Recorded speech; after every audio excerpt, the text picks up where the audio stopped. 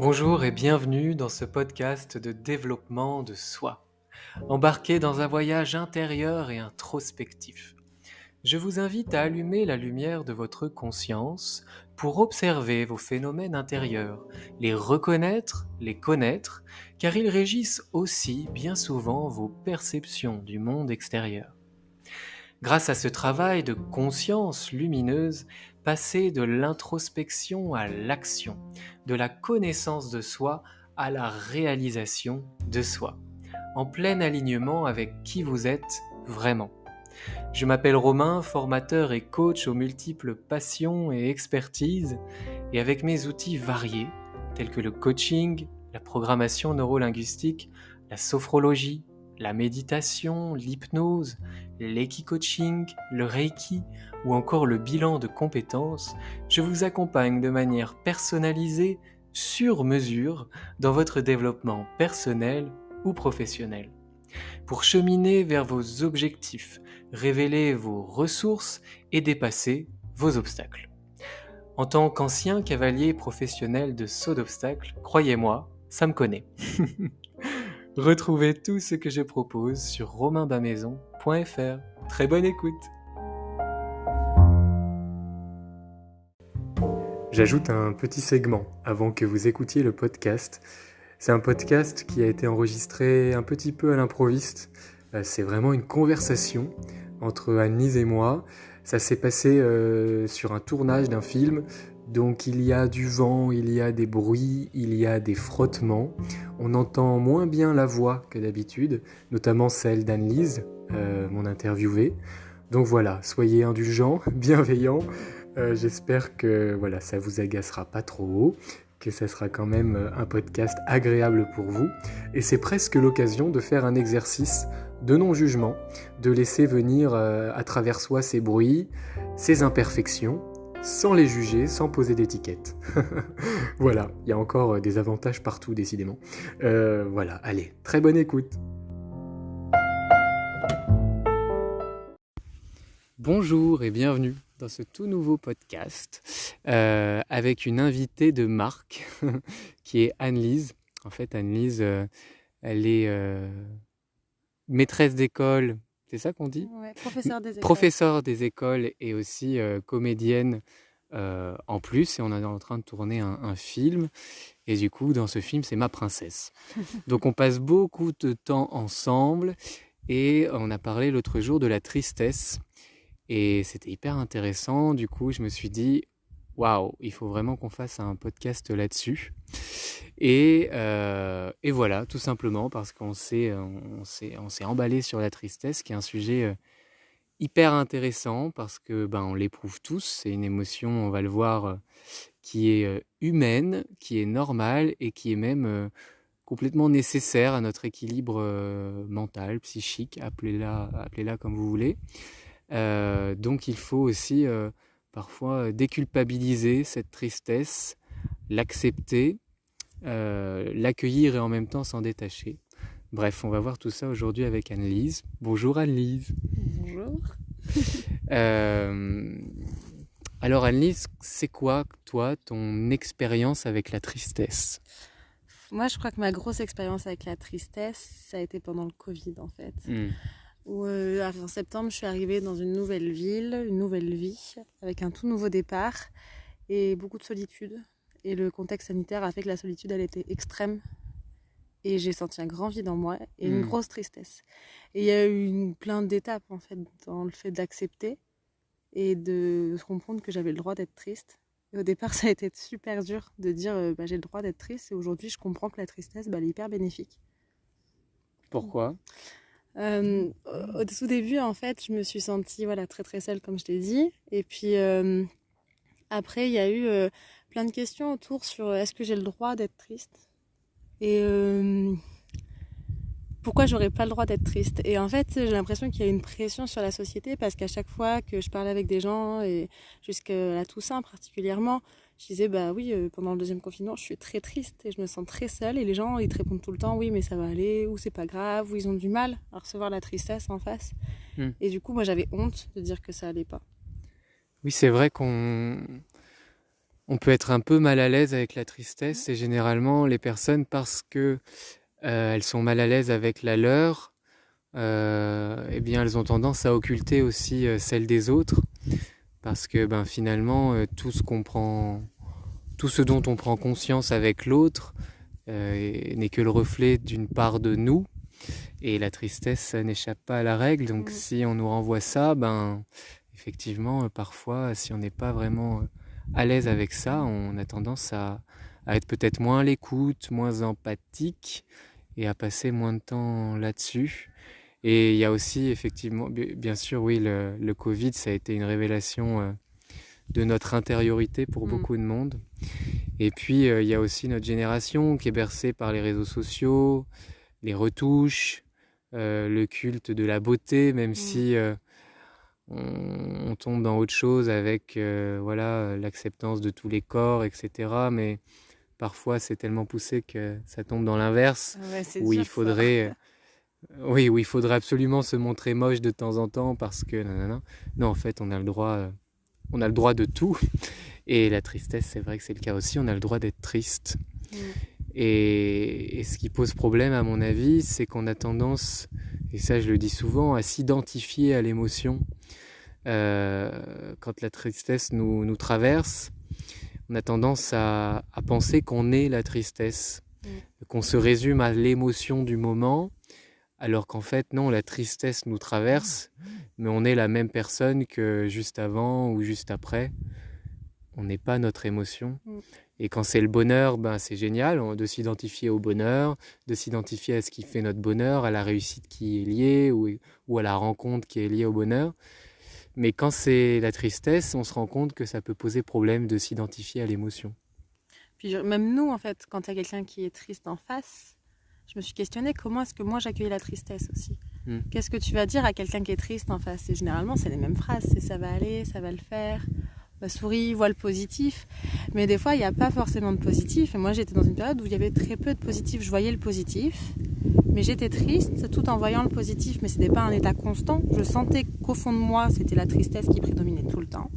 Mais c'est pas pour autant que tu n'as pas des moments de joie où tu es content, où tu es bien et où tu profites du moment. Mais après, voilà, c'est juste un état qui peut dominer. Et je crois qu'aujourd'hui, en ayant vécu la tristesse extrême et en ayant touché le fond, c'est encore plus plaisant de retrouver une vie déjà un peu normale, mais de voir que les choses vont mieux et aussi de voir mon évolution en fait sur tout ça. Et aujourd'hui, quand je suis triste, je dis que je suis triste. Quand je suis joyeuse, je dis que je suis joyeuse, mais c'est une émotion comme une autre. On apprend ça aux élèves, tu vois, moi je fais ça avec mes élèves, mais on a nommé chaque émotion et pourquoi est-ce qu'il y en aurait une qui serait plus honteuse que d'autres? On a le droit de dire je suis triste et le matin j'ai des élèves, on avait une fusée des émotions pour dire comment ils étaient et j'aimais bien les accueillir, ils mettaient leur prénom sur l'émotion qu'ils ressentaient. Ce matin je suis triste. Ok, t'as le droit d'être triste. Et je pense que c'est très jeune.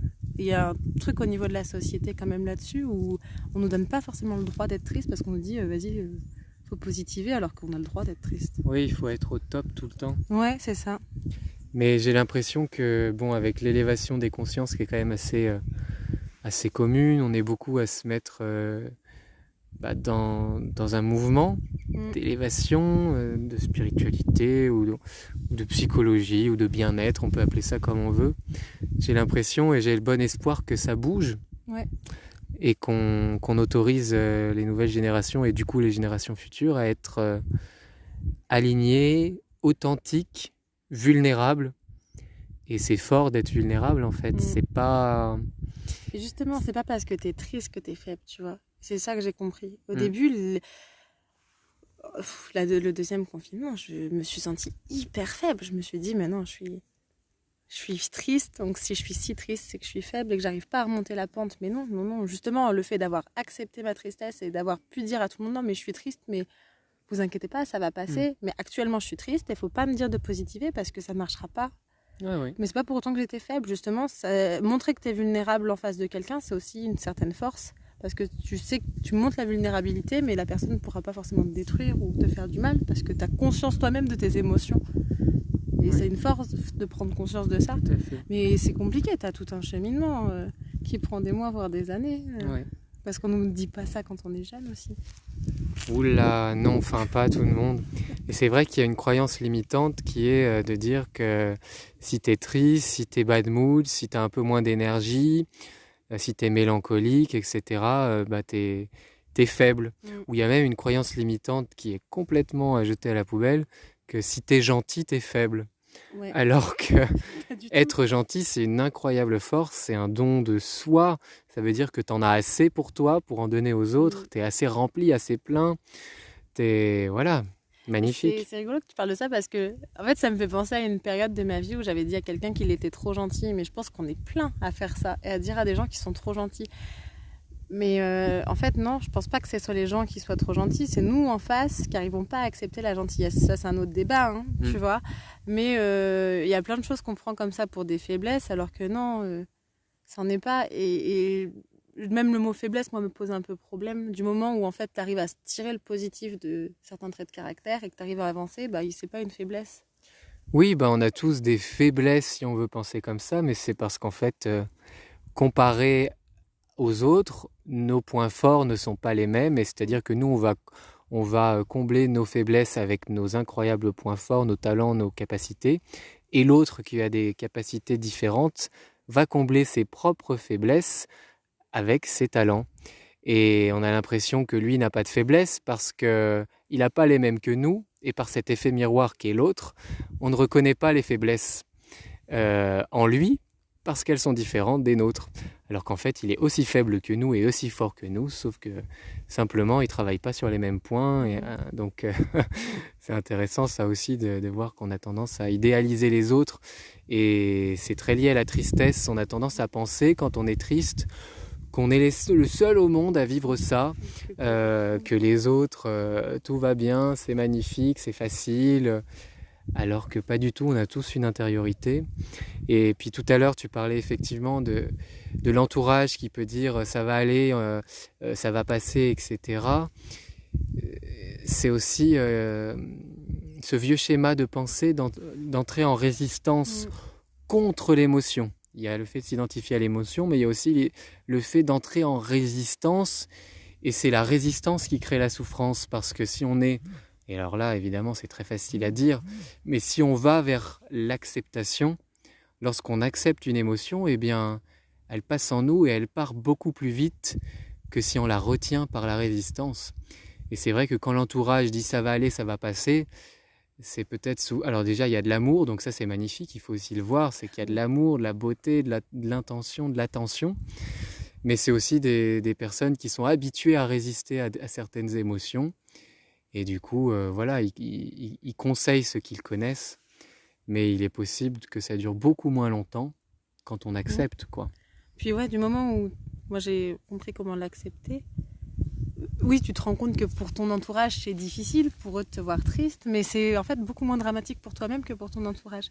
Et ça t'apprend à être à l'écoute de toi-même, mais aussi à l'écoute des autres, et à réagir différemment quand les autres ils sont tristes en face.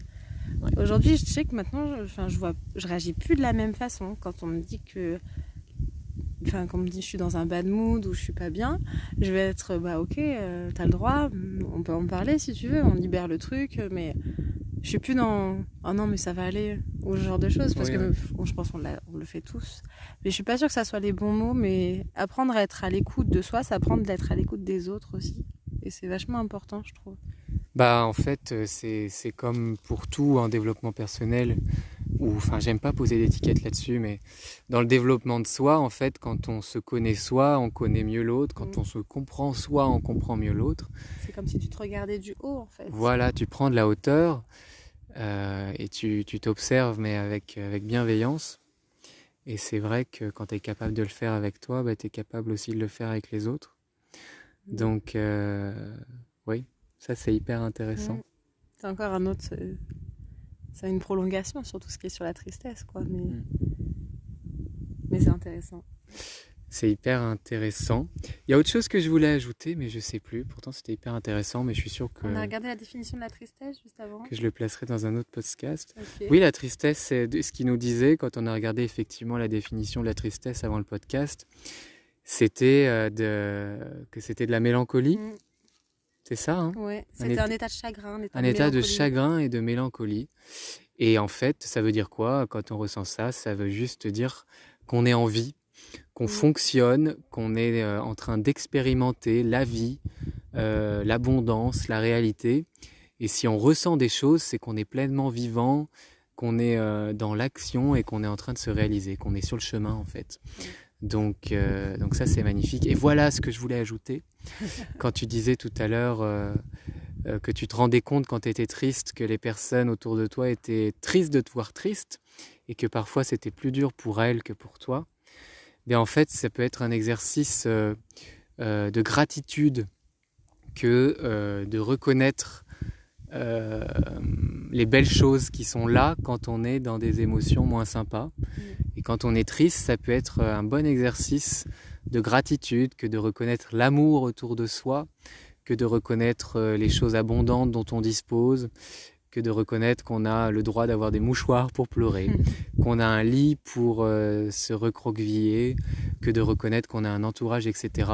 Donc oui, même dans les émotions moins sympas, en fait, on peut être reconnaissant de vivre ça et de toutes les belles choses qu'il y a dans ce qu'on pense à la base moins beau. En fait, le beau est partout, quoi. Bah oui, mais c'est ce que tu disais l'autre jour quand on en parlait. On a besoin de la tristesse pour reconnaître la joie aussi, quoi. Si on n'avait que de la joie, ça serait peut-être assez insipide, tout ça. Et le fait des fois de connaître des gros moments de tristesse, quand la joie elle arrive, c'est encore plus beau. Et là, moi, je le ressens après ces gros moments de tristesse. Et je pense qu'on est beaucoup, après le Covid, à réussir à pouvoir respirer de nouveau. Et quand tu respires de nouveau comme ça fait 1000 fois du bien. Et tu te dis, bon, bah, tu peux être même fier de ton parcours. De te dire, ok, je suis tombée bas, j'ai eu mal, j'en ai souffert parce que j'étais très triste. Mais aujourd'hui, je suis encore plus heureuse qu'avant. Et t'as besoin de ça pour avancer, quoi. Tout à fait. Et c'est pas négatif. Et aujourd'hui, quand je le regarde, je me dis, bah, cette période, ouais, elle a été compliquée. Mais je suis hyper fière de moi. C'est intéressant ce que tu dis parce que j'ai fait aussi un gros travail qui continue, hein, mais j'ai traversé une période moins facile, une période de psychanalyse où j'ai traité beaucoup de transgénérationnel, des gros traumas familiaux dont j'avais hérité. Et ça a été waouh, hyper challengeant émotionnellement, énergétiquement, moralement, psychologiquement, etc. Et en fait, avec le recul, quand j'y repense, je suis passé d'une amertume à une fierté, à trouver ça beau. Et ce que je veux dire aussi, c'est que ça n'a pas été naturel, ce switch-là. C'est que ça a été d'abord de l'amertume. Et j'ai fait cet exercice de gratitude dont on parlait, d'aller voir le beau dans ce qui était moins confortable. Cette période-là, elle n'était pas facile, mais il y a quelque chose de beau, c'est que j'ai guéri des blessures familiales, transgénérationnelles, j'ai libéré des choses, je me suis offert le cadeau aussi de pouvoir me rapprocher de moi, de mon âme, m'ancrer, m'aligner, pour me libérer plus de potentiel, potentiel au bonheur, potentiel de réalisation, potentialité d'être moi, de m'incarner moi en tant que moi. Et ça, c'est magnifique. Et des fois, maintenant, quand j'y repense, c'est vrai qu'il y a de la fierté. Ouais. Et c'est un exercice de gratitude. Et pourtant, au début, moi, je me souviens qu'on m'a dit... Je me suis toujours vue comme quelqu'un d'hyper positive au quotidien. C'est mon caractère. Et pendant cette période-là, on m'a dit, mais t'es hyper négative et c'est hyper néfaste pour moi ou pour les autres. Et waouh, ça a été très dur d'entendre ça parce que je me suis beaucoup remise en question. Je me suis retrouvée confrontée à moi-même. Et à ce moment-là, je me suis dit, bon, ok, t'as besoin d'aide. Et en fait, ça n'a pas été une honte de chercher de l'aide, de reprendre une psychanalyse également, de travailler sur moi-même, sur des problèmes de communication. Et puis quand je vois comment j'ai évolué, et j'ai évolué même dans cette tristesse, parce que du coup, donc c'était une catastrophe en communication. Aujourd'hui, c'est quand même nettement meilleur, mais j'ai évolué par la tristesse et par cet état parce que je me suis rendu compte que il y avait ça qui posait problème et tu as besoin des fois de certaines étapes pour te rendre compte que tu as besoin d'évoluer sur des choses. Et après, quand tu regardes les choses avec du recul et un peu de temps, tu te dis, wow, quelle fierté. Oui, il y a beaucoup de grands du développement personnel, de la psychologie, etc., qui disent qu'en fait, la souffrance est une étape nécessaire à la libération, au fait de grandir, au fait d'être plus heureux, plus libre intérieurement, et du coup extérieurement, évidemment. Et oui, tu as raison. Et pour revenir là-dessus, sur le fait d'accepter et de ne pas culpabiliser, c'est que je me souviens que l'autre jour au travail, il y a quelqu'un qui m'a dit « Oula Romain, t'as l'air moins bien. Ça va ?» Et en fait, avant, j'aurais été tellement dans... Enfin, ça arrive encore, mais avant, j'étais tellement dans le contrôle sans me rendre compte qu'en fait, j'entrais en résistance et ça me mettait en état d'angoisse, de stress, que les autres voient que je vais moins bien, ou que je suis dans un état de tristesse, ou dans une énergie plus basse. Et là, je lui ai juste dit, ben oui, voilà, c'est vrai, je suis un peu moins solaire que d'habitude, mais j'essaie d'accepter mon émotion du moment. Et il m'a dit, bah oui, t'as raison, c'est normal. Et ça m'a libéré. Avant, je serais rentré en résistance, et là, je lui ai dit, bah oui, j'essaie d'accepter ça. Comme quoi, il y a des choses hyper positives dans la perte de contrôle. Hein. Oui, bien sûr, évidemment. Et ouais. Bon, bah voilà. Si, moi, j'aimerais juste rajouter, je parlais de la tristesse beaucoup avec mes élèves. Et il y a un élève qui m'avait dit un truc que je t'avais raconté l'autre jour, qui m'avait fait beaucoup rire, parce que je travaille avec des élèves, moi, qui ont 3-4 ans. Et on travaillait sur, du coup, la tristesse. Et est-ce qu'on a le droit d'être triste? On avait lu une histoire avec un lion qui ne pleurait jamais, qui était très, très fort, et qui se sentait quand même très, très mal. Et une fois qu'il avait pleuré, il se sentait tellement mieux, et la vie était tellement plus belle. Et cette histoire, elle est très cool, c'est Alfluence, le lion qui ne pleurait jamais. Et même moi, je l'ai bien aimé en tant qu'adulte. Hein. Mais il y a un élève, du coup, je lui ai dit, est-ce qu'on a le droit d'être triste? Et il m'a répondu, ah oui, oui, mais bien sûr qu'on a le droit d'être triste, hein, parce que moi, quand je suis triste, je reste quand même fort. Hein, je peux soulever des parpaings et faire plein de choses encore. Et je trouvais que c'était beau dans la bouche d'un enfant, parce que c'était le reflet de ce que j'avais vécu pendant quelques temps. Et c'était chouette d'écouter ça. Moi, ça m'a bien fait rire. Bah oui, c'est carrément c'est drôle et c'est magnifique à la fois. Et puis ça veut dire quoi? Ça veut dire aussi qu'en fait, tout ce qu'on avait dans les moments de joie, la force, le courage, l'énergie, c'est un potentiel qui nous quitte jamais, c'est toujours là. C'est ça, on reste qui on est. On reste qui on est avec nos forces et ce qu'on a été capable d'accomplir, les montagnes qu'on est capable de déplacer, même quand on est triste, on a encore ces capacités-là en nous. Et il ne faut pas s'inquiéter, quoi. Notre force est toujours là. C'est ça. Et ça, c'est important aussi de se le dire. Bon, bah merci Anne-Lise. Bah, merci à toi. Voilà, j'espère que ce podcast vous a plu. Comme d'habitude, n'hésitez pas à le partager s'il vous a plu ou si vous pensez à quelqu'un qui aurait besoin de l'écouter. Et puis à le noter sur iTunes. Voilà, je vous embrasse très fort. Prenez bien soin de vous et à tout bientôt pour un nouveau podcast.